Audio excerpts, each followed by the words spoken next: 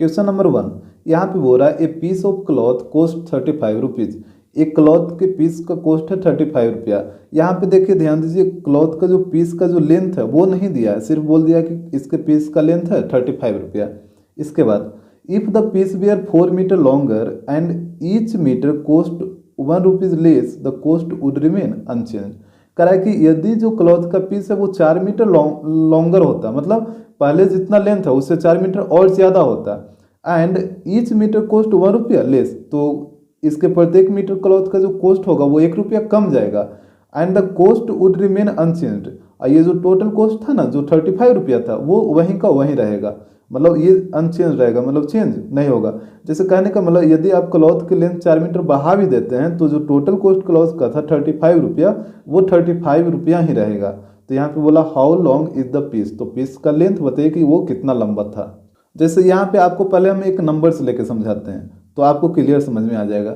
जैसे मान लीजिए आपके पास 20 मीटर क्लॉथ है और इसका कॉस्ट मान लीजिए है 100 रुपीज़। तो यहाँ से बताइए 1 मीटर का कॉस्ट कितना हो जाएगा, तो 100/20 हो जाएगा, डेट मीन्स 5 रुपीज़। अब हम आपसे बोलते हैं कि ये जो 20 मीटर जो क्लॉथ का लेंथ था, अब इसको बढ़ा के 5 मीटर से बढ़ा दीजिए। तो जब इसको 5 मीटर से बढ़ा दीजिएगा तो अब लेंथ कितना हो जाएगा इसका, अब 25 मीटर हो जाएगा, लेकिन टोटल कॉस्ट वहीं रहना चाहिए, 100 रुपया ही रहना चाहिए। तो अब यहाँ से बताइए कि 1 मीटर क्लॉथ का कॉस्ट कितना हो जाएगा, तो यहाँ पे हो जाएगा 100/25, डेट मीन्स यहाँ पे आ जाएगा 4 रुपया। तो यहाँ पे आप देख रहे हैं कि जैसे कि क्लॉथ के लेंथ को हम बढ़ाते हैं तो यहाँ पे जो पर मीटर जो कॉस्ट आ रहा है वो क्या हो रहा है, कम गया ना। यहाँ पे पहले आ रहा था 5 रुपया पर मीटर, अब यहाँ पे आ गया 4 रुपया पर मीटर, यानी 1 रुपया तो कम गया। और यहाँ पे भी वही चीज़ बोला था कि जैसे ही क्लॉथ का लेंथ बढ़ा देता है 4 मीटर से, तो जो नया वाला कॉस्ट आता है पर मीटर वो 1 रुपया कम आता है। तो यहाँ पे सबसे पहले आप लेट करिए कि जो क्लॉथ के जो पीस का जो लेंथ है वो मान लेते हैं x मीटर। तो यहाँ पे हो जाएगा let the length of the piece of cloth equal to x metre. मान लीजिए कि क्लॉथ के पीस का लेंथ है वो है x मीटर।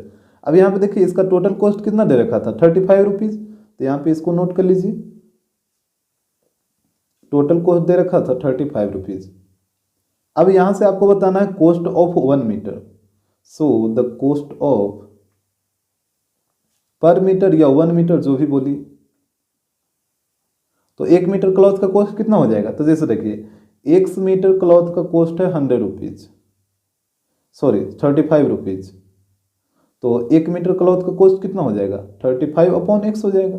ऐसे ही निकालते हैं ना। जैसे 20 मीटर क्लॉथ का कॉस्ट है 100 रुपीज़, तो 1 मीटर का कैसे निकाले, तो 100/20 हो गया था।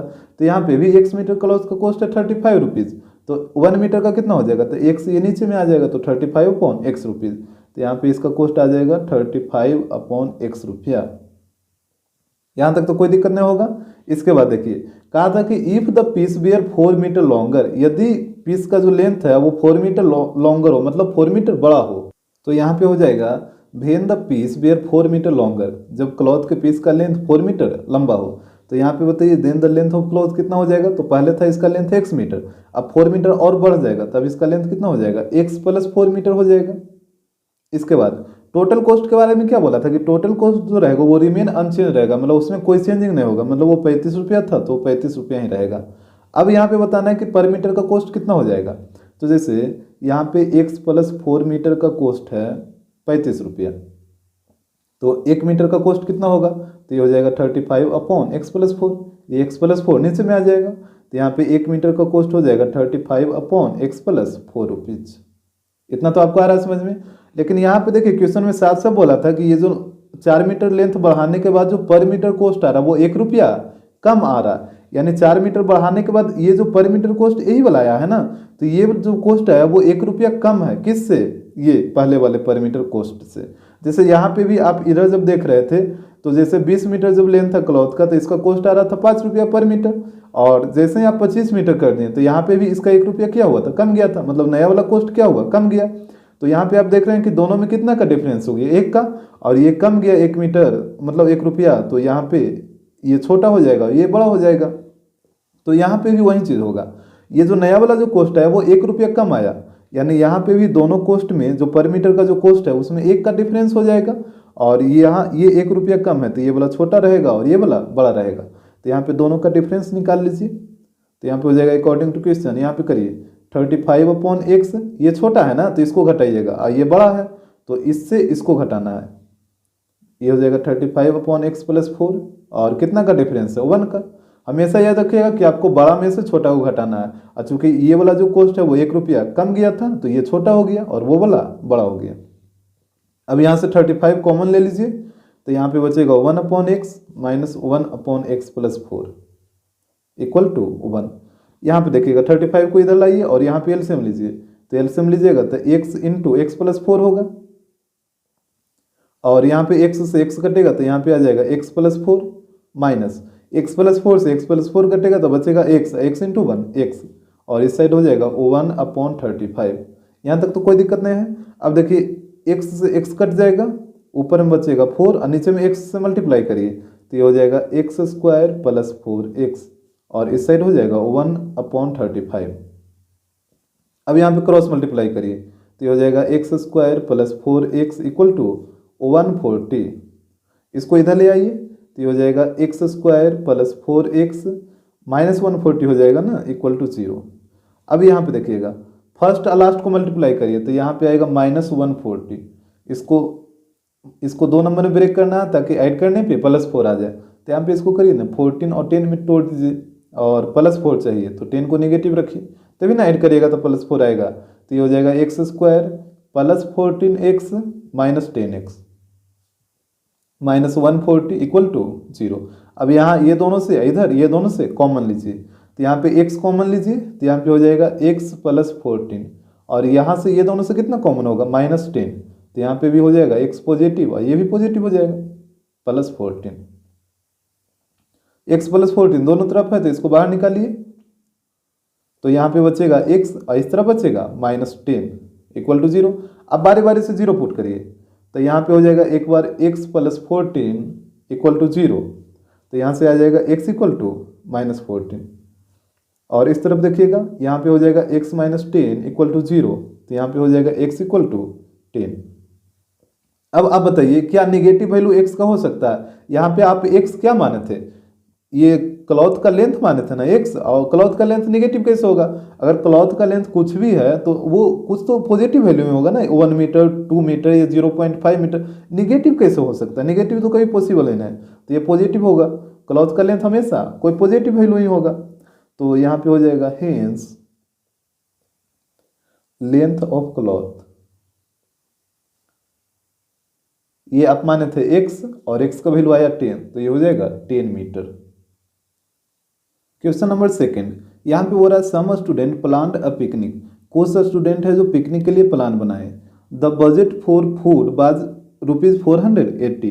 कह रहा है कि फूड का जो बजट था, मतलब भोजन पे जो रुपया खर्च होगा वो था 480 रुपया, यानी 480 रुपया भोजन पे टोटल खर्च होगा। इसके बाद बोला but 8 of these failed to go and thus the cost of food for each member increase by 10 rupees. कह रहा है कि इसमें से 8 है जो पिकनिक पे जाने पे फेल हो गया, मतलब पिकनिक पे नहीं गया। तो यहाँ पे क्या हुआ कि जो भोजन का जो कॉस्ट था प्रत्येक मेंबर का वो 10 रुपया से बढ़ गया। तो कह रहा है कि how many students attended a picnic, तो कितना स्टूडेंट पिकनिक अटेंड किया। जैसे यहाँ पे देखिए आपको एक नंबर से हम समझाते हैं। जैसे मान लीजिए कि 10 फ्रेंड था, ठीक है, ध्यान से सुनिएगा। मान लीजिए कि 10 फ्रेंड था, वो पिकनिक पे जाने के लिए प्लान बनाया, और इसके पास जो भोजन का जो बजट था, मतलब भोजन पे जो रुपया खर्च करता वो खर्चा करता 500 रुपीज़। तो यहाँ से आपको बताना है कि जो ईच मेंबर का जो बजट आएगा फूड पे, यहाँ पे लिखिए ईच मेंबर का जो फूड का जो बजट होगा, मतलब प्रत्येक मेंबर को फूड के लिए कितना रुपया देना होगा। तो यहाँ से क्या हो जाएगा 500/10, डेट मीन्स 50, यानी प्रत्येक मेंबर को 50-50 रुपया देना होगा फूड के लिए, तभी ना टोटल 500 आएगा।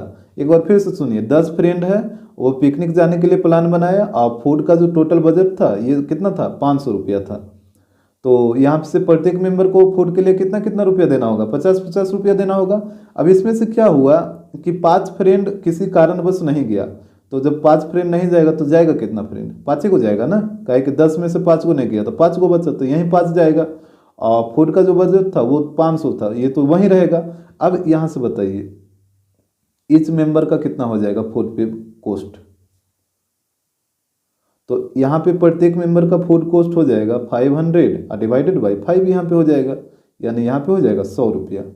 यानी यहाँ पे फर्स्ट केस में लग रहा था 50 रुपया हर एक मेंबर का, लेकिन अब लगेगा कितना, 100 रुपया लगेगा। तो देखिए जैसे ही 5 पीरियड नहीं गया तो यहाँ पे जो फूड का जो कॉस्ट था प्रत्येक मेंबर का वो बढ़ गया ना, 50 रुपया से यहाँ पे बढ़ गया। पहले 85 रुपया लग रहा था एक मेंबर का, अब यहाँ पे एक मेंबर का लगेगा 100 रुपया।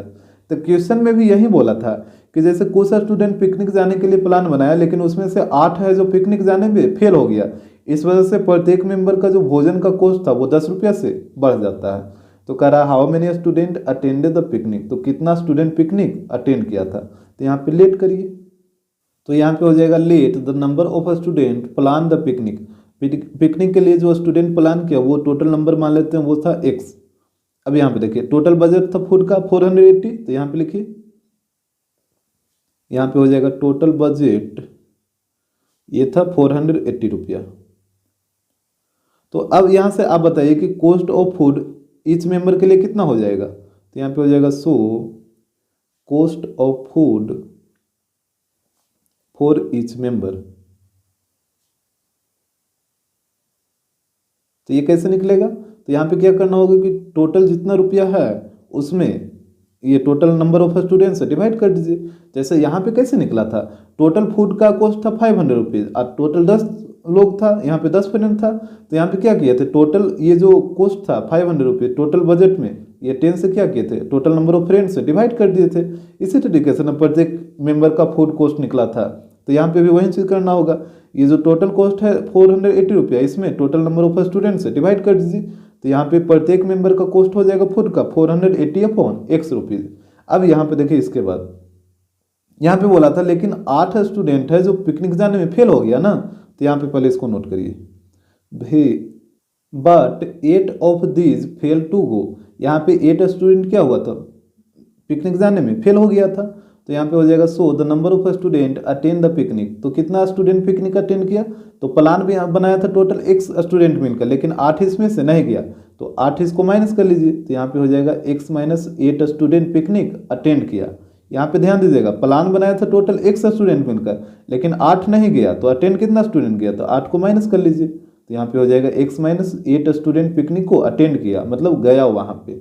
और टोटल बजट तो फूड का था वो तो वहीं रहेगा 480 रुपया ही। तो अब यहाँ पे आपको बताना है cost of food for each student.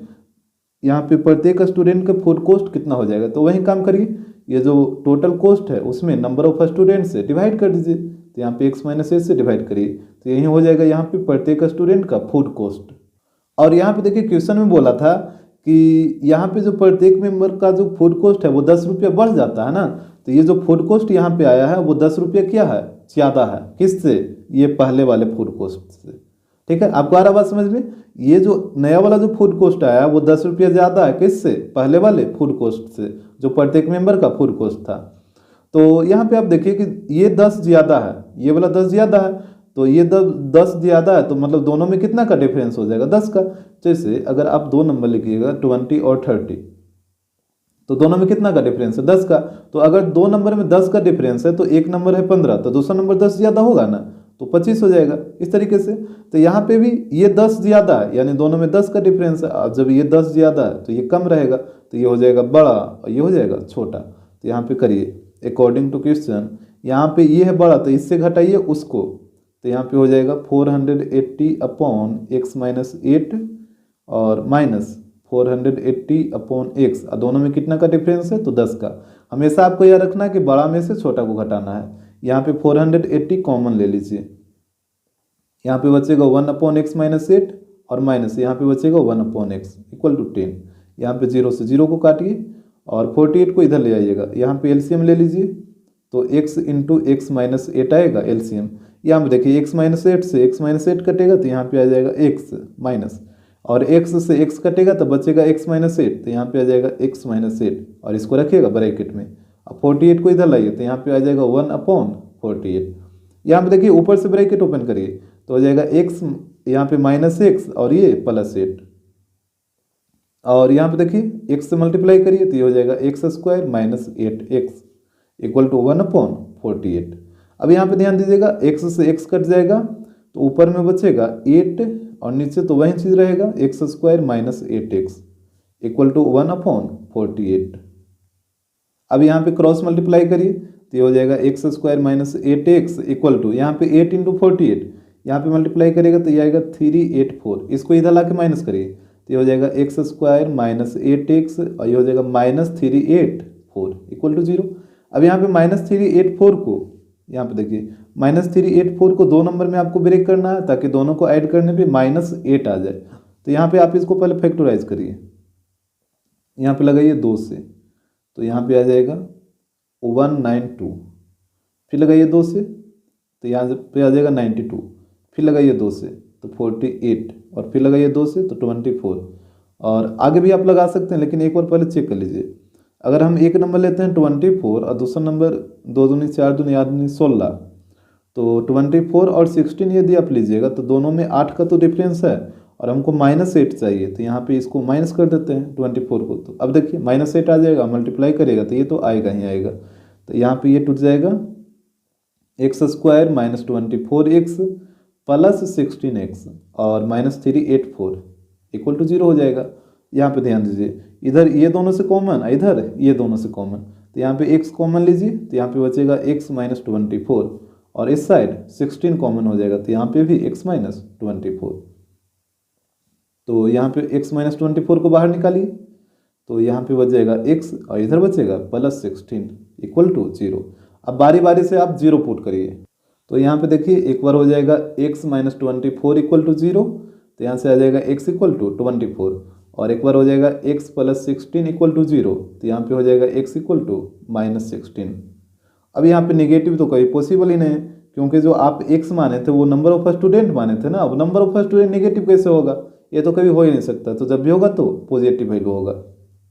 तो यहाँ पे देखिएगा हमसे पूछा था the number of student attend the picnic. यहाँ पे ध्यान दीजिएगा हमसे पूछा था कि कितना स्टूडेंट पिकनिक अटेंड किया है और अटेंड किया था कितना x माइनस 8 ना, और x का वैल्यू आया 24, तो यहाँ पे हो जाएगा 24 माइनस 8, तो यहाँ पे ये हो जाएगा 16। क्वेश्चन नंबर 3 यहाँ पे बोल रहा है if the list price of a toy is reduced by 2 rupees.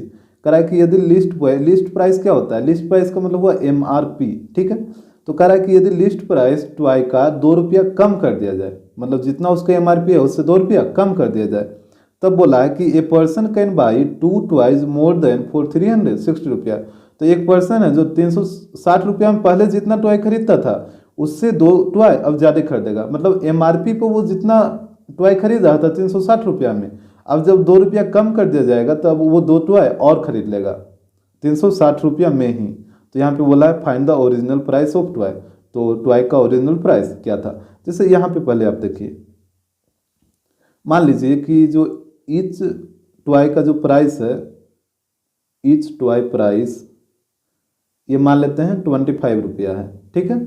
और आपके पास जो टोटल रुपया है वो है 100 रुपया। आपके पास टोटल कितना रुपया है, 100 रुपया। और मान लीजिए कि प्रत्येक टॉय का जो प्राइस है वो है 25 रुपया। तो अब यहाँ से बताइए कि नंबर ऑफ टॉय आप कितना खरीदिएगा, नंबर ऑफ टॉय। तो ये नंबर ऑफ टॉय कैसे निकलेगा, तो टोटल आपके पास जितना रुपया है और प्रत्येक टॉय का जो प्राइस है उससे डिवाइड कर दीजिए, तो यहाँ पे नंबर ऑफ टॉय आ जाएगा 4। लेकिन यदि प्रत्येक टॉय का जो प्राइस जो MRP है वो 25 रुपया, यदि इसको कम कर दिया जाए 5 रुपया से, यहाँ पे ईच टॉय प्राइस मान लीजिए ये कर दिया 20 रुपया, पहले कितना था 25 रुपया, अब हो गया 20 रुपया, और आपके पास टोटल तो 100 रुपया ही रहेगा। तो यहाँ से बताइए नंबर ऑफ टॉय कितना हो जाएगा, तो नंबर ऑफ टॉय हो जाएगा 100 और डिवाइडेड बाय जो ईच टॉय का प्राइस है उससे डिवाइड करिए। तो यहाँ पे देखिए 5 टॉय आप खरीद लीजिएगा।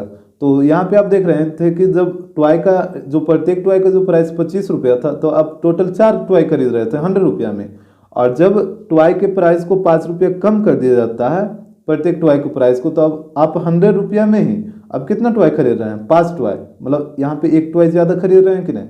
तो यहाँ पे भी वही चीज क्वेश्चन में बोला कि यदि MRP को 2 रुपया से कम कर दिया जाता है तो वो पर्सन है जो 360 रुपया में ही 2 जो टॉय ज़्यादा खरीद लेता है।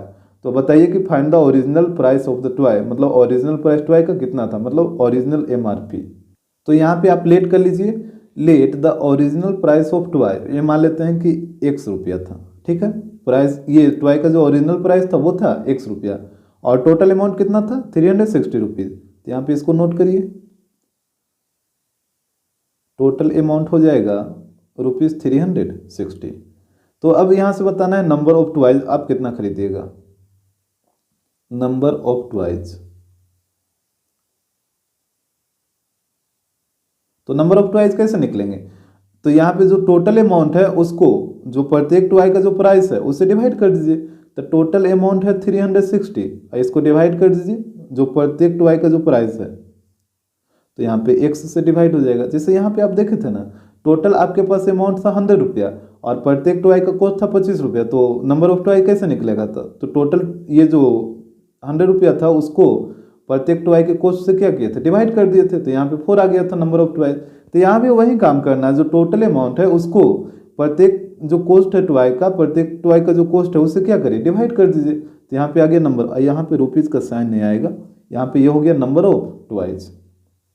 इसके बाद देखिएगा यहाँ पे बोला था कि यदि इसके प्राइस को ₹2 कम कर दिया जाए, तो यहाँ पे नोट करिए, when the price is reduced by ₹2, the price को ₹2 से कम कर दिया जाता है। तो पहले इसका ओरिजिनल प्राइस था ₹X और यहाँ पे जब ₹2 से इसको कम कर दिया तो यहाँ पे बताइए अब प्राइस कितना हो जाएगा, अब हो जाएगा X - ₹2।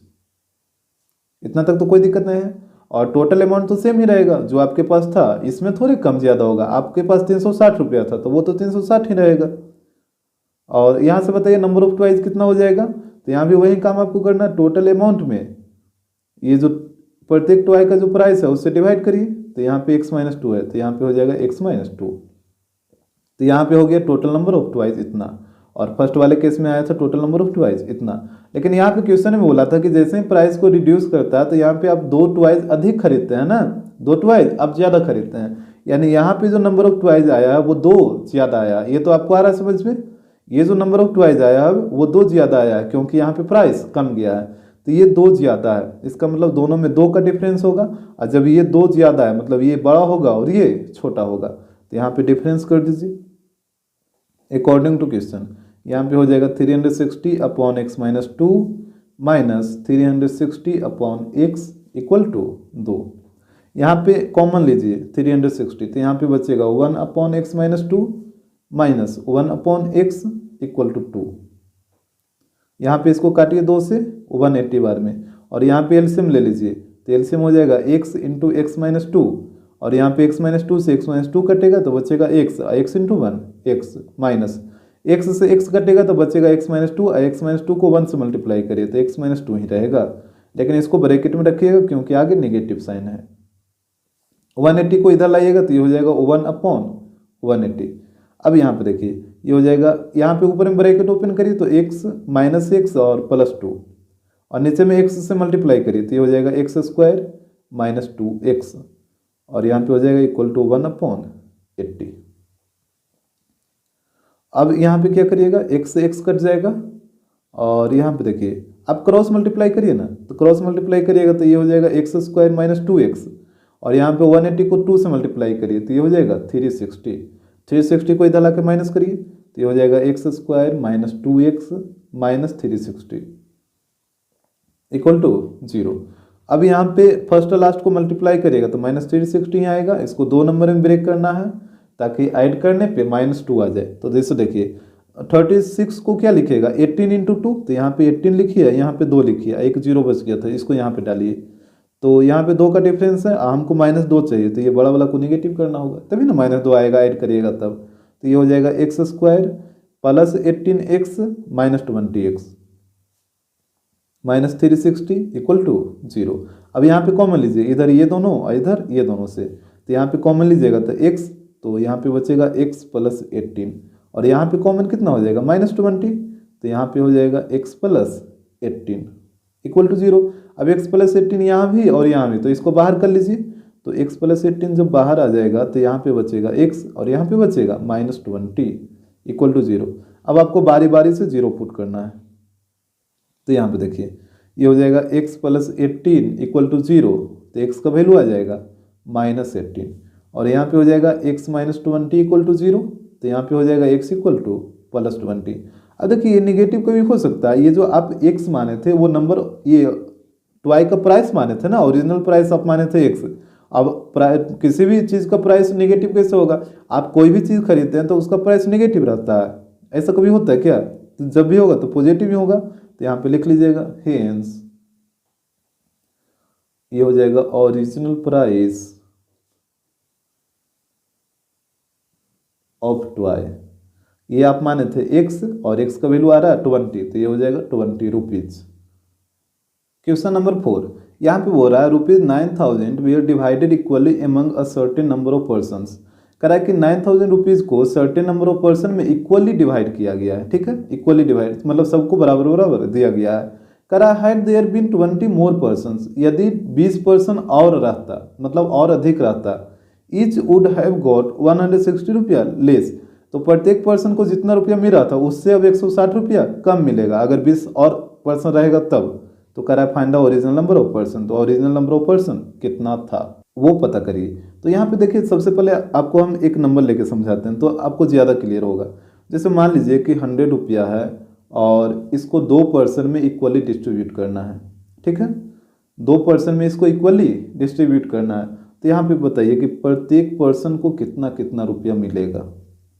तो प्रत्येक पर्सन को कितना रुपया मिलेगा, तो आप क्या करिएगा, टोटल अमाउंट में टोटल नंबर ऑफ पर्सन से डिवाइड कर दीजिएगा। तो यहाँ पे प्रत्येक पर्सन को मिलेगा 50 रुपया। इतना तो बात क्लियर है। लेकिन अब क्या हुआ कि ये जो 2 पर्सन था यहाँ पे 2 पर्सन और आ गया, तो अब हो गया टोटल 4 पर्सन और अमाउंट में तो 100 रुपया है लेकिन 2 पर्सन और बढ़ गया। तो अब आप बताइए कि प्रत्येक पर्सन को कितना रुपया मिलेगा। तो यहाँ पे हो जाएगा ईच पर्सन गेट, यहाँ पे कैसे निकालिएगा, तो टोटल अमाउंट को टोटल नंबर ऑफ पर्सन से डिवाइड कर दीजिए। तो यहाँ पे प्रत्येक पर्सन को कितना रुपया मिलेगा, 25 रुपया मिलेगा। तो यहाँ पे आप देखें कि जैसे ही नंबर ऑफ पर्सन बढ़ गया तो प्रत्येक पर्सन को जितना रुपया मिल रहा था वो अब कम मिलने लगा। यहाँ पे पहले मिला था प्रत्येक पर्सन को 50 रुपया, लेकिन अब कितना मिला, अब मेरा 25 रुपया, यानी 25 रुपया कम गया प्रत्येक पर्सन को। और क्वेश्चन में भी यही बोला था कि अगर 20 पर्सन और आ जाता तो प्रत्येक पर्सन को 160 रुपया कम मिलेगा, मतलब पहले जितना रुपया मिला था उससे 160 रुपया कम मिलेगा। और यहाँ पे भी आप देखें कि पहले मिला था 50 रुपये सबको, और जैसे पर्सन का नंबर बढ़ा तो आप सबको कितना मिलने लगा, 25 रुपया मिलने लगा, यानी अमाउंट कम गया। ये तो जाहिर सी बात है। तो यहाँ पे लेट करिए, let the original number of person, ये मान लीजिए कि ओरिजिनल नंबर ऑफ पर्सन था वो था x। ठीक है, और यहाँ पे टोटल अमाउंट कितना था, यहाँ पे टोटल अमाउंट था 9,000 रुपीज़। तो इसको लिखिए, ये टोटल अमाउंट हो जाएगा ₹9,000। अब यहाँ से आपको बताना है कि प्रत्येक पर्सन को कितना रुपया मिलेगा। यहाँ पे हो जाएगा money received by each person. Each person को कितना रुपया मिलेगा, तो देखिए कैसे निकलेगा, यहाँ पे कैसे निकला था, तो टोटल अमाउंट को टोटल नंबर ऑफ पर्सन से डिवाइड कर दिए थे। तो यहाँ भी वही काम करना, टोटल अमाउंट को, तो ये जो 9,000 है इसको टोटल नंबर ऑफ पर्सन से डिवाइड कर दीजिए। तो यहाँ पे टोटल नंबर ऑफ पर्सन कितना x है, तो इसको x से डिवाइड कर दीजिए। तो यहाँ पे प्रत्येक पर्सन को कितना रुपया मिलेगा, तो 9,000 अपॉन x रुपया मिलेगा। यहाँ तक तो बात क्लियर है। इसके बाद देखिए बोला कि had there been 20 more person, यदि 20 पर्सन और होता, तो यहाँ पे इसको नोट करिए, भेन 20 मोर पर्सन, जब 20 और पर्सन रहता।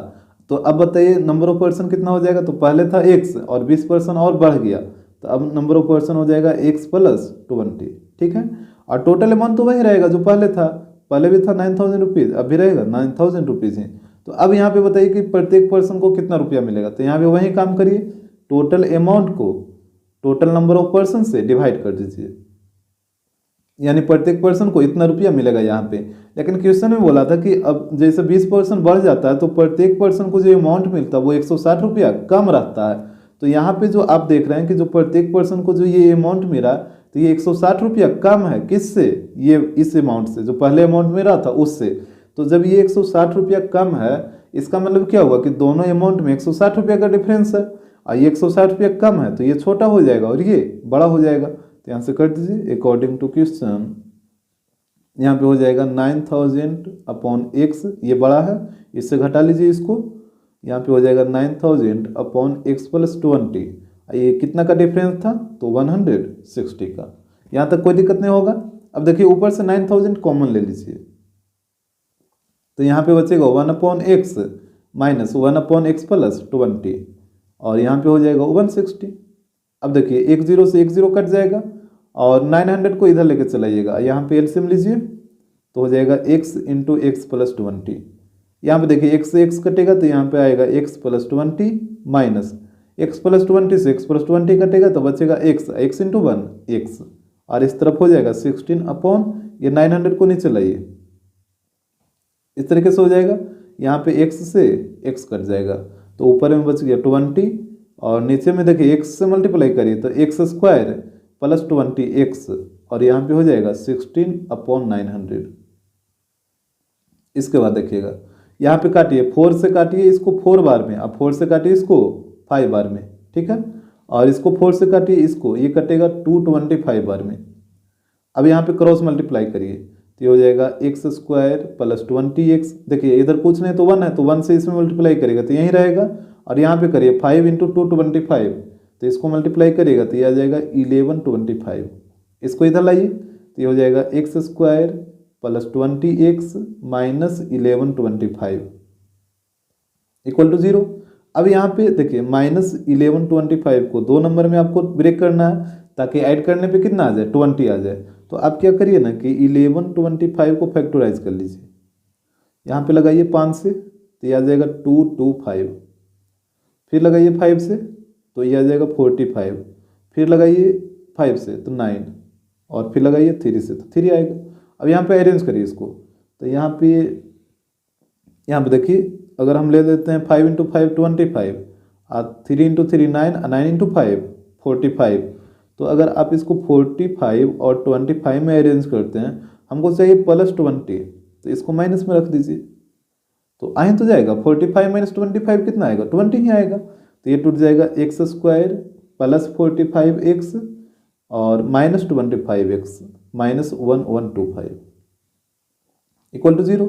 अब यहाँ पे ये दोनों से कॉमन है, इधर ये दोनों से कॉमन तो यहाँ पे कॉमन लीजिए x तो यहाँ पे बचेगा x प्लस 45 और इस साइड कितना कॉमन होगा माइनस 25 तो यहाँ पे ये बचेगा x प्लस 45 इक्वल टू 0। अब देखिए x प्लस 45 दोनों जगह है ना तो इसको बाहर निकाल लीजिए तो यहाँ पे बचेगा x और यहाँ पे बचेगा माइनस 25 इक्वल टू 0। अब यहाँ पे बारी बारी से 0 पुट करिए तो x प्लस 45 इक्वल टू 0 हो जाएगा तो x का वैल्यू कितना आ जाएगा माइनस 45 और यहाँ पे x माइनस 25 इक्वल टू 0 तो यहाँ पे आ जाएगा x का वैल्यू 25।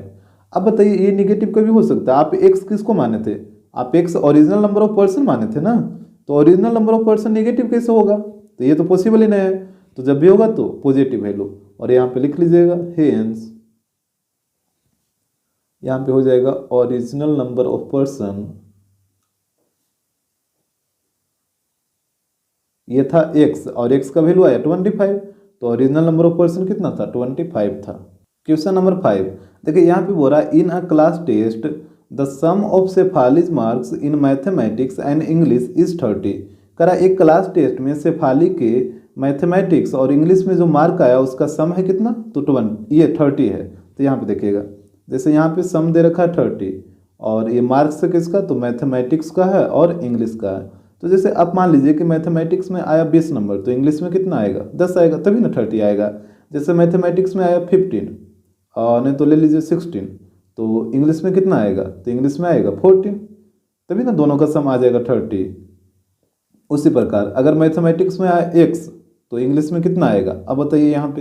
तो जैसे देखिए ये सेकंड नंबर कैसे आ रहा था, ये जो 20 को 30 में से माइनस करिए तभी ना ये 10 आएगा। यहाँ पे भी फर्स्ट नंबर जो 16 था तो इसको 30 से माइनस करिए तो 30 माइनस 16 तो कितना आ जाएगा 14 आ जाएगा। तो यहाँ भी वही काम होगा, पहला नंबर x है तो इसको इस x को माइनस करिए 30 से तो सेकंड नंबर आ जाएगा। तो 30 माइनस एक्स कितना होगा ये हो जाएगा 30 माइनस एक्स।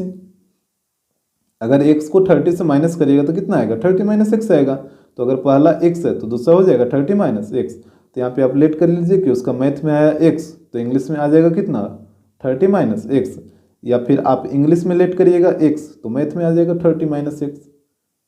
किसी भी तरीके से आप लेट कर सकते हैं आपका मन। तो यहाँ पे लेट करिए तो यहाँ पे हो जाएगा let the Shefali's mark in math, math में इसका कितना था x था ना तो यहाँ पे लेट कर लीजिए x।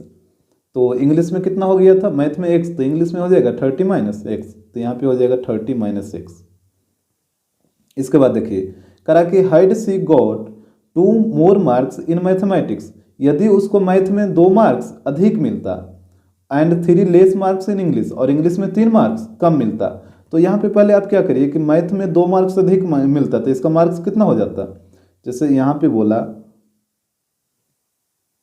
If she got 2 more marks in math then number of marks in math, करा कि यदि उसको मैथ में 2 मार्क्स अधिक मिलता तो मैथ में कितना नंबर हो जाता। तो मैथ में उसको मिला था x, यदि 2 और मिलता तो अब कितना हो जाएगा, x प्लस 2 हो जाएगा। और बोला कि इंग्लिश में 3 less marks in English, English में उसे 3 मार्क्स कम मिलता, तो इंग्लिश में मेरा था 30 माइनस एक्स और 3 मार्क्स कम मिलता, तो इसमें माइनस कर लीजिए 3, तो ये हो जाएगा 30 माइनस एक्स और माइनस 3, तो यहाँ पे इसको कैलकुलेट करिए तो ये आ जाएगा 27 माइनस एक्स। यहाँ तक तो आपको समझ आ रहा। अगर मैथ में 2 मार्क्स अधिक मिलता तो वहाँ पे इसका मार्क हो जाता है x प्लस 2, और इंग्लिश में 3 मार्क्स कम मिलता तो यहाँ पे 3 माइनस करिए 30 माइनस एक्स से, तो यहाँ पे इसका मार्क्स हो जाएगा 27 माइनस एक्स। इसके बाद देखिए तो बोला है कि the product of her marks would have been 210, तो उसके मार्क का जो प्रोडक्ट है वो कितना हो जाएगा 210 हो जाएगा। तो बोला है find her marks in 2 subject, तो दोनों सब्जेक्ट में उसका मार्क्स कितना है। जैसे देखिए यहाँ पे अगर उसको मैथ में 2 मार्क्स अधिक मिलता और इंग्लिश में 3 मार्क्स कम मिलता तो ये दोनों मार्क्स का प्रोडक्ट है वो हो जाता है 210। तो यहाँ पे करिए अकॉर्डिंग टू क्वेश्चन, यहाँ पे हो जाएगा x plus 2 into 27 minus x equal to हो जाएगा 210। यही बोला था ना कि यदि मैथ में 2 मार्क्स अधिक मिलता और इंग्लिश में 3 मार्क्स कम मिलता तब उसके मार्क्स का तो प्रोडक्ट होगा वो हो जाएगा 210। तो यहाँ पे ये दोनों मार्क्स का प्रोडक्ट हो गया 210। यहाँ पे कैलकुलेट करिए तो पहले 27 को दोनों से मल्टीप्लाई करिए, ये हो जाएगा 27x प्लस 54, और यहाँ पे फिर माइनस एक्स को दोनों से मल्टीप्लाई करिए तो माइनस एक्स स्क्वायर, और यहाँ पे हो जाएगा माइनस 2x इक्वल टू 210। यहाँ पे कैलकुलेट करिएगा तो यहाँ पे देखिए सबको उस साइड लेके जाइए, सबको उस साइड लेके जाइए तो माइनस एक्स स्क्वायर उधर जाएगा तो प्लस एक्स स्क्वायर हो जाएगा, और यहाँ पे देखिए 27x माइनस 2x तो 25x, और जब उसको उधर भेजिएगा तो माइनस 25x।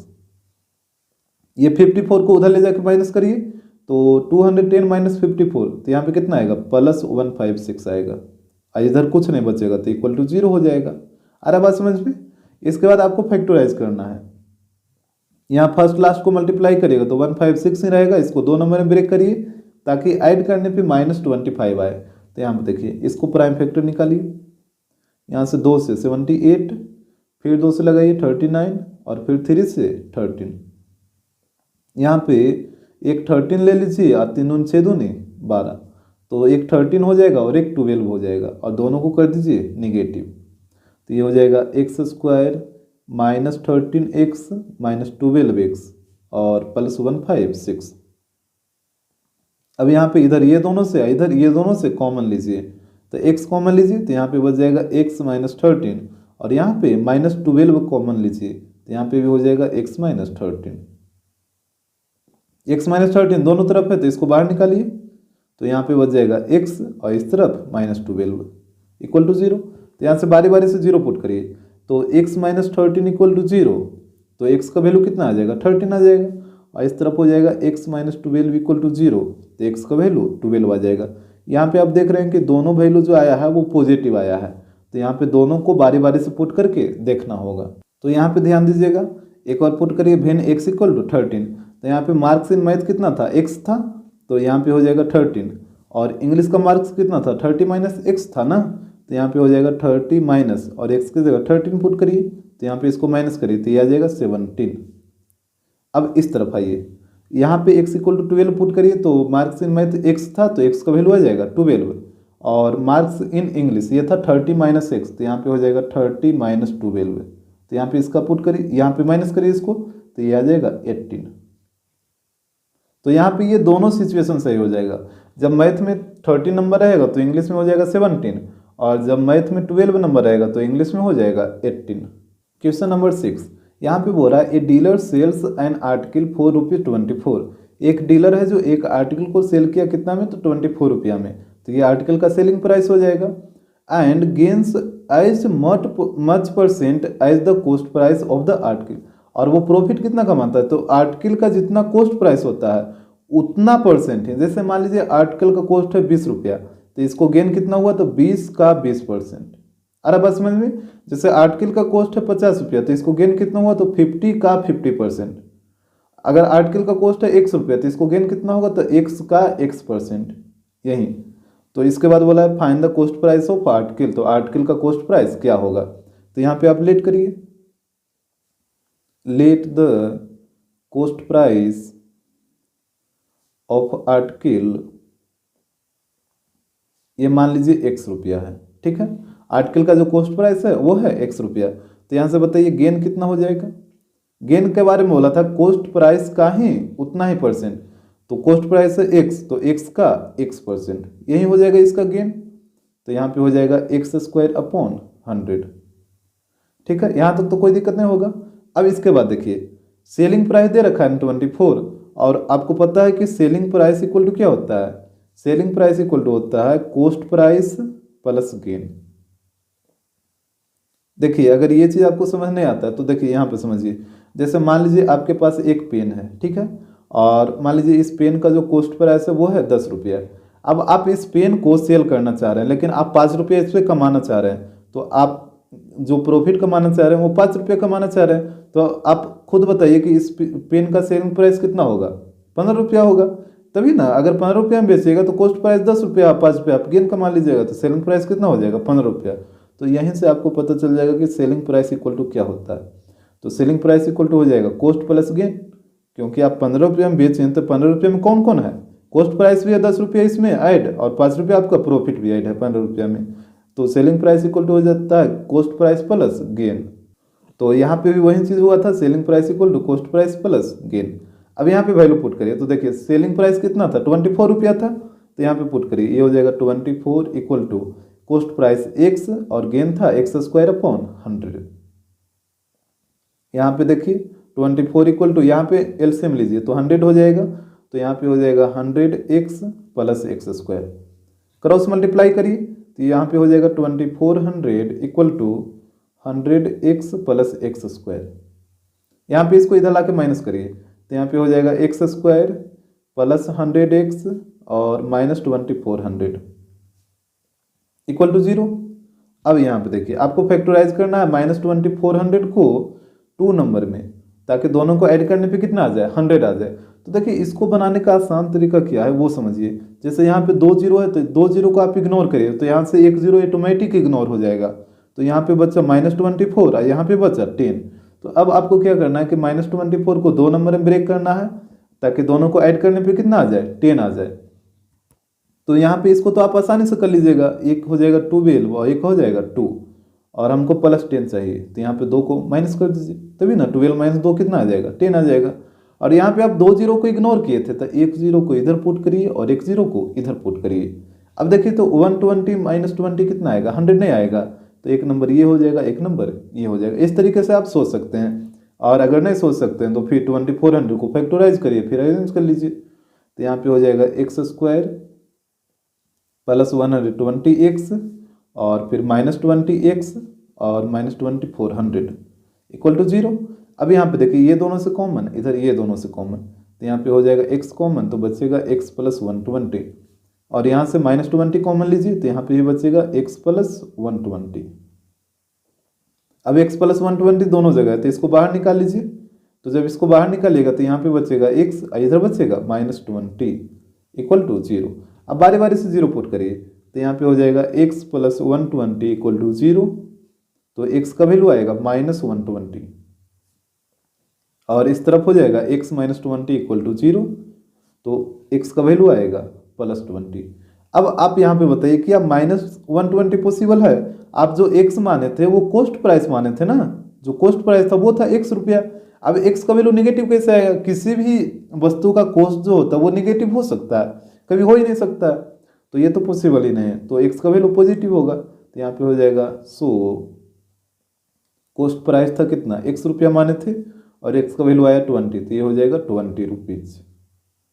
क्वेश्चन नंबर 7, यहाँ पे बोल रहा है a pole has to be erected at a point on the boundary of a circular park of diameter 13 metre कह रहा है कि एक पोल है जो एक सर्कुलर पार्क के बाउंड्री पे सीधा खड़ा है, ठीक है, और सर्कुलर पार्क का जो डायमीटर है वो है 13 मीटर। जैसे यहाँ पे देखिए, जैसे मान लीजिए ये एक सर्कुलर पार्क है और बोला कि इसके बाउंड्री पे एक पोल सीधा खड़ा है, तो कहीं पे आप बना लीजिए, मान लेते हैं यहाँ पे एक पोल है, ये पॉइंट मान लीजिए पी, ठीक है, तो पी पॉइंट पे एक पोल सीधा खड़ा है इस तरीके से, ये पोल का बेस हो जाएगा ये वाला पॉइंट। और बोला कि इस जो पार्क है इसका डायमीटर दे रखा है 13, तो यहाँ पे इसका डायमीटर बनाइए और ये वाला लेंथ हो जाएगा 13।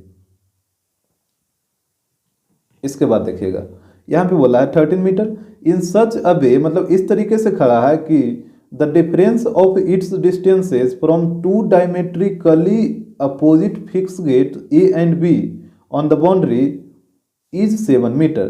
कह रहा है कि ये जो पोल है वो इस तरीके से खड़ा है कि इसके जो यहाँ पे देखिए बोला है कि two diametrically opposite fixed gates A and B, यानी इसका मतलब क्या हुआ कि दो फिक्स गेट है, एक ए है और एक बी है, कहाँ पे, बाउंड्री पे, और ये डायमेट्रिकली अपोजिट है। डायमेट्रिकली अपोजिट का मतलब क्या होता है, जैसे यहाँ पे ये डायमीटर है तो डायमीटर का एक पॉइंट ये हो जाएगा और एक पॉइंट ये हो जाएगा, और ये दोनों पॉइंट कहाँ पे है, बाउंड्री पे ही है ना, और ये दोनों पॉइंट एक दूसरे के अपोजिट भी है, तो एक गेट हो जाएगा ए पॉइंट पे और एक गेट हो जाएगा बी पॉइंट पे, तो इसी को बोलते हैं डायमेट्रिकली अपोजिट, मतलब डायमीटर के अपोजिट।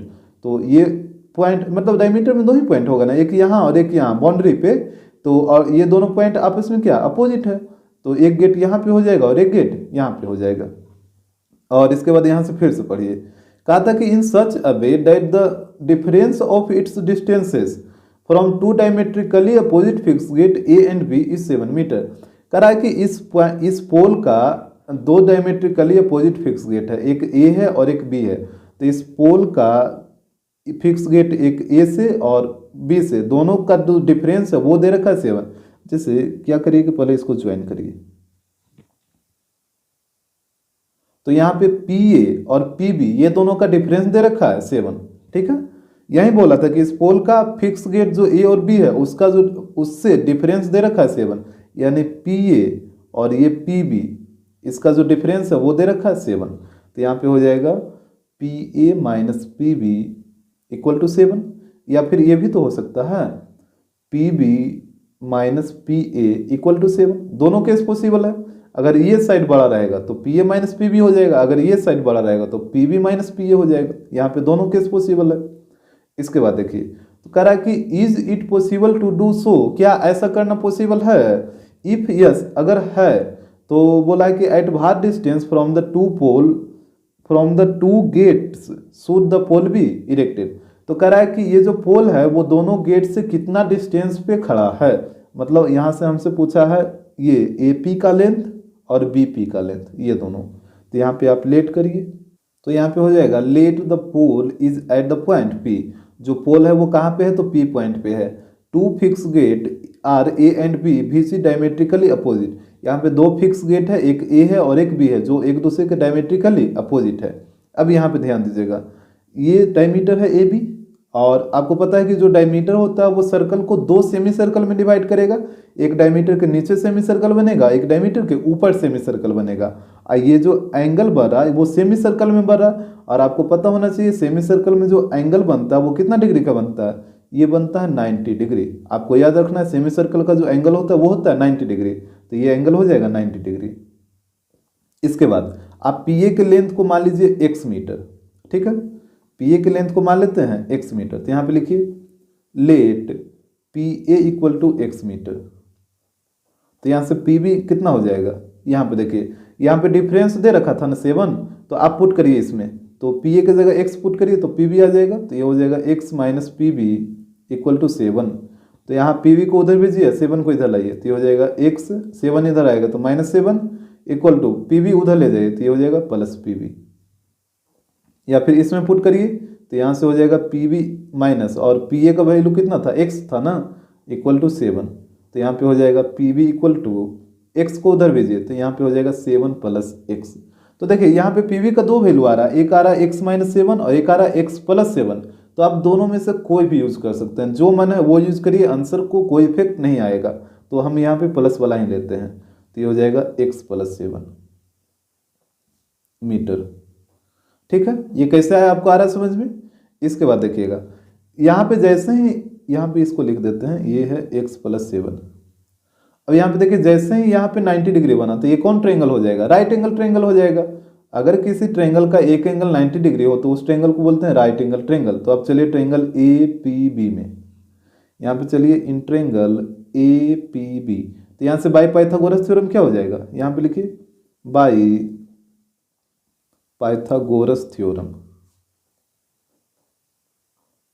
देखिए 90 के सामने वाले साइड होता है हाइपोटेनस, तो 90 के सामने कौन है, ए बी है, तो ए बी हो जाएगा हाइपोटेनस, एक ये हो जाएगा परपेंडिकुलर, एक हो जाएगा बेस, या फिर इसको परपेंडिकुलर मानिएगा तो ये हो जाएगा बेस। तो यहाँ पे हो जाएगा ए बी का square equal to A P का स्क्वायर प्लस बी पी का स्क्वायर, यही होगा। तो यहाँ पे देखिए ए बी का वैल्यू है कितना 13 है, तो 13 का स्क्वायर हो जाएगा 169, और ए पी यहाँ पे देखिएगा ए पी कितना माने थे, एक्स माने थे, तो ये हो जाएगा एक्स स्क्वायर, और बी पी या पी बी दोनों सेम ही है ना, इसका वैल्यू था x + 7, तो यहाँ पे पुट करिए x + 7 का स्क्वायर, यहाँ पे इसको कैलकुलेट करिए तो ये आ जाएगा 169 इक्वल टू एक्स स्क्वायर, इसको a + b के होल स्क्वायर पे डिराइव करिए तो ये हो जाएगा a square plus b square that means 49 और प्लस 2ab, तो यहाँ पे कितना हो जाएगा 14x, तो यहाँ पे हो जाएगा 169 इक्वल टू ये हो जाएगा 2x स्क्वायर प्लस 14x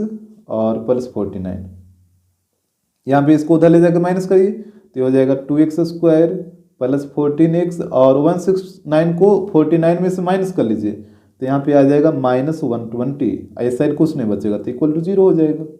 यहाँ तक तो बात क्लियर है। अब यहाँ पे 2 कॉमन लीजिए तो ये हो जाएगा x square plus 7x minus 60, यहाँ पे 2 को इधर लाइए तो ये हो जाएगा x square plus 7x minus 60 equal to 0/2 हो जाएगा ना, तो 0/2 0 हो जाएगा। अब यहाँ पे आपको फैक्टराइज करना है, तो देखिए -60 को 2 नंबर में तोड़िए ताकि जोड़ने पे कितना आ जाए 7 आ जाए, तो ये हो जाएगा 12 और 5 को कर दीजिए निगेटिव, तभी ना 12 में से 5 जाएगा तो 7 आएगा, तो ये टूट जाएगा x square plus 12x minus 5x minus 60 equal to 0। अब इधर ये दोनों से कॉमन लीजिए तो यहाँ पे x कॉमन हो जाएगा तो यहाँ पे बचेगा x प्लस 12 और इस साइड -5 कॉमन होगा तो यहाँ पे भी बचेगा x प्लस 12। अब x प्लस 12 दोनों तरफ, तो इसको बाहर निकालिए तो x प्लस 12 जब बाहर आएगा तो इधर बचेगा x, इधर बचेगा -5 इक्वल टू 0। अब बारी बारी से आप 0 पुट करिए तो x प्लस 12 इक्वल टू 0, तो x का वैल्यू आ जाएगा -12 और यहाँ पे देखिए x माइनस 5 इक्वल टू 0, तो यहाँ से x का वैल्यू आ जाएगा 5। अब आप खुद सोचिए क्या नेगेटिव का भी साइड का लेंथ हो सकता है, ये -12 कैसे होगा, ये पॉसिबल ही नहीं है क्योंकि साइड का लेंथ नेगेटिव नहीं होता है, तो x का वैल्यू आपको पॉजिटिव लेना होगा, that means x equal to 5। अब यहाँ पे देखिएगा हमसे पूछा था क्या, ये वाला PA और PB यही दोनों का लेंथ पूछा था ना, तो यहाँ पे हो जाएगा PA x और PB था x प्लस 7, तो यहाँ पे वैल्यू पुट कर दीजिए, x का वैल्यू आया था 5 तो PA का लेंथ हो जाएगा 5 मीटर और PB का लेंथ कितना हो जाएगा, ये हो जाएगा 5 प्लस 7 तो ये आ जाएगा 12 मीटर। इसका मतलब हो कि पोल है जो A पॉइंट से 5 मीटर, मतलब A जो गेट है उससे 5 मीटर के डिस्टेंस पे है और B गेट से 12 मीटर के डिस्टेंस पे है। क्वेश्चन नंबर 8, यहाँ पे बोल रहा है एक cottage industry produce a certain number of articles in a day. एक कॉटेज इंडस्ट्री है जो एक दिन में कुछ certain number of article produce करता है। सर्टेन नंबर का मतलब क्या, 10, 20, 50, 100, 500 कुछ भी हो सकता है सर्टेन नंबर। इसके बाद देखिए it was observed on a particular day that the cost production of each article in rupees was 3 more than twice the number of articles produced on that day। यहाँ पे बोल रहा है कि किसी खास दिन ऑब्जर्व किया गया, it were observe on a particular day, किसी खास दिन ऑब्जर्व किया गया, क्या ऑब्जर्व किया गया, तो the cost production of each article, प्रत्येक आर्टिकल के कोस्ट प्रोडक्शन, मतलब एक आर्टिकल का कोस्ट आ रहा वो कितना रुपया आ रहा था, इस चीज़ को ऑब्जर्व किया गया, तो प्रत्येक आर्टिकल का कोस्ट कितना आ रहा था, तो वही यहाँ पे लिखा है 3 more than twice the number of article produced on that day, यानी उस दिन जितना आर्टिकल प्रोड्यूस होता है उसके 2 गुना से 3 ज़्यादा, उस दिन जितना आर्टिकल प्रोड्यूस होता है उसके 2 गुना से 3 ज़्यादा। जैसे मान लीजिए किसी खास दिन ऑब्जर्व हो रहा था, उस दिन मान लीजिए कि 20 आर्टिकल प्रोड्यूस हुआ, ठीक है, यहाँ पे 20 आर्टिकल प्रोड्यूस हुआ, तो यहाँ पे प्रत्येक आर्टिकल का कॉस्ट कितना हो जाएगा, तो इसके दुगना से 3 ज़्यादा, जितना आर्टिकल प्रोड्यूस होता है उसके दुगना से 3 ज़्यादा, तो 20 का दुगना कितना हो जाएगा 40, और इससे 3 ज़्यादा यानी 43। तो प्रत्येक आर्टिकल का कॉस्ट हो जाएगा 43। और यहाँ से आप यदि टोटल आर्टिकल का कॉस्ट निकालेगा तो यहाँ पे एक आर्टिकल का कॉस्ट है 43, तो टोटल का कॉस्ट कितना होगा 20 × 43 हो जाएगा। और आपको बात समझ में। और जैसे मान लीजिए कि उस दिन यदि 50 आर्टिकल प्रोड्यूस हुआ होगा 50, तो यहाँ पे प्रत्येक आर्टिकल का कॉस्ट कितना हो जाएगा, ईच आर्टिकल कॉस्ट, तो आप 50 के दुगना करिए तो 100, इससे 3 ज़्यादा, मतलब साफ साफ बोला है कि जितना आर्टिकल प्रोड्यूस हुआ है उससे दुगना, उसके दुगना से 3 ज़्यादा। तो अगर 50 आर्टिकल प्रोड्यूस हुआ है तो 50 के दुगना हो जाएगा 100 और 3 ज़्यादा, तो इसमें 3 ऐड करना होगा ना, दैट मीन्स 103।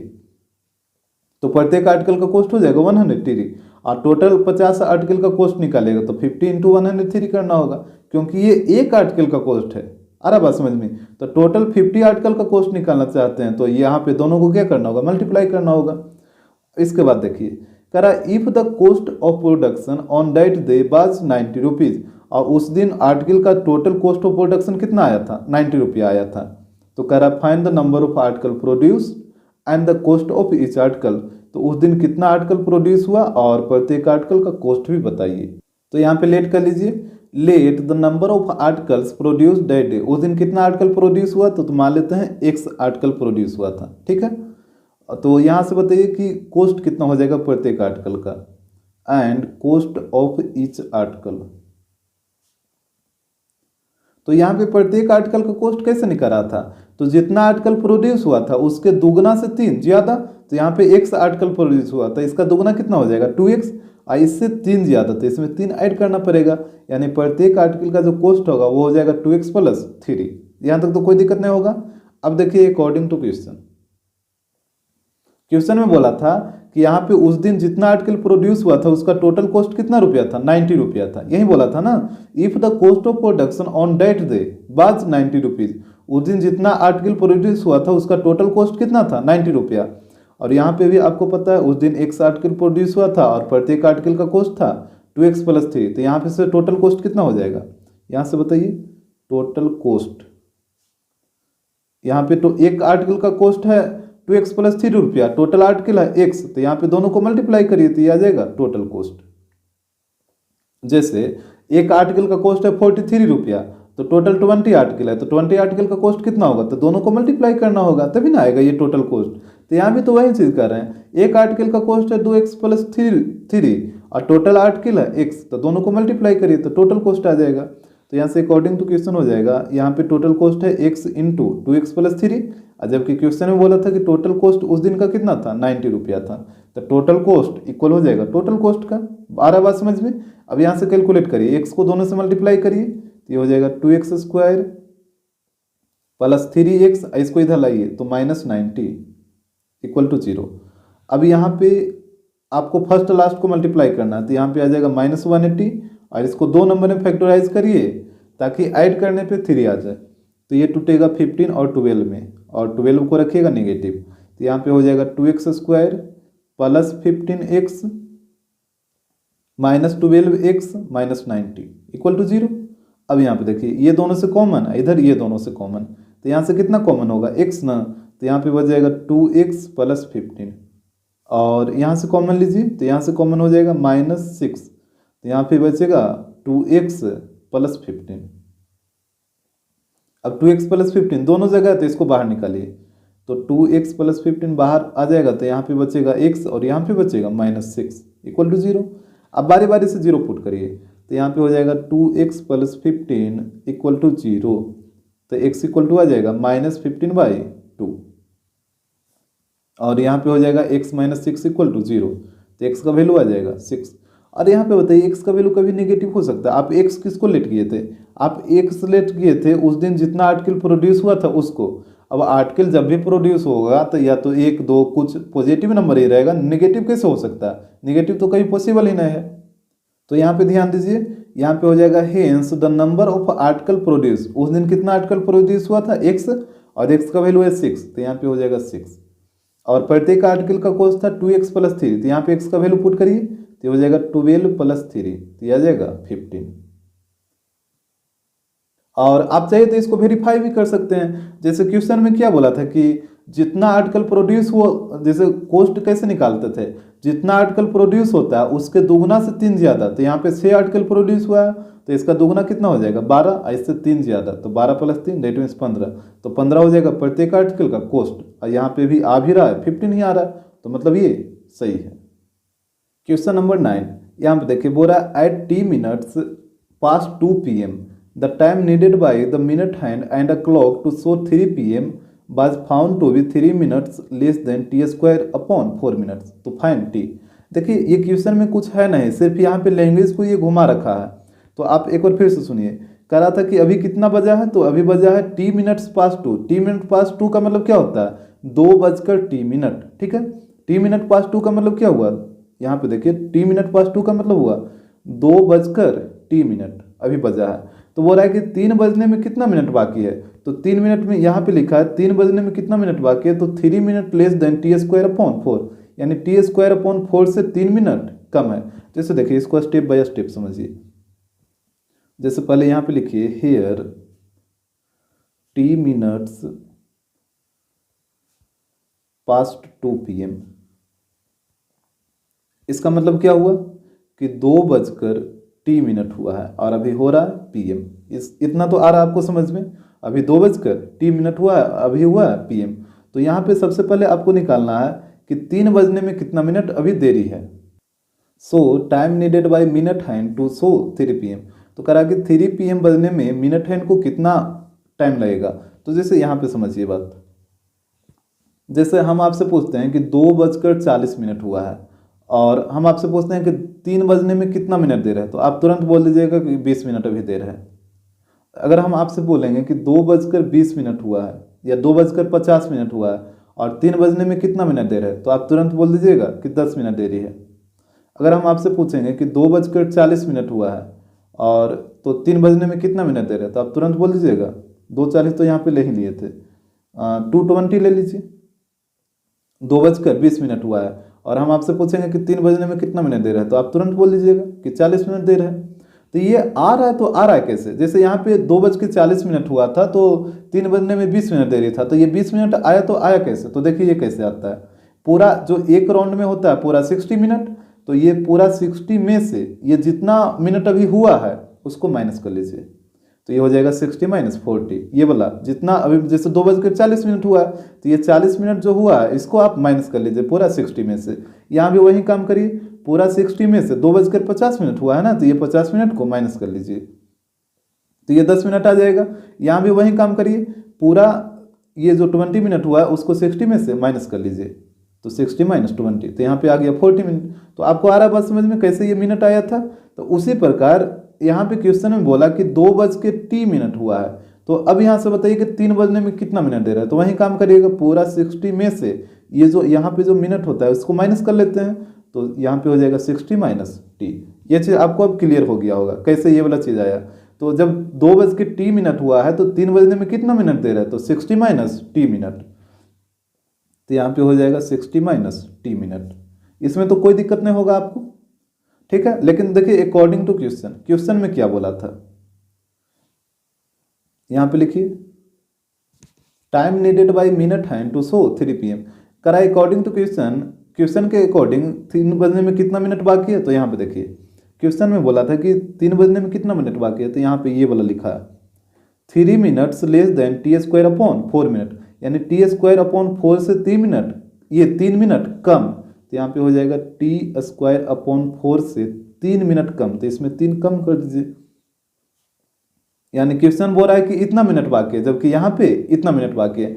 जैसे एक चीज़ और आप समझ लीजिए, जैसे मान लीजिए 2:20 हुआ है, तो यहाँ पे 3 बजने में कितना मिनट बाकी है, 40 मिनट बाकी है। ये तो पूरी तरीके से सही है, लेकिन अगर कोई दूसरा आदमी इसी को उलट के क्या बोल देगा कि वो बोल देगा 80 - 40 मिनट बाकी है, तो क्या ये गलत हो जाएगा।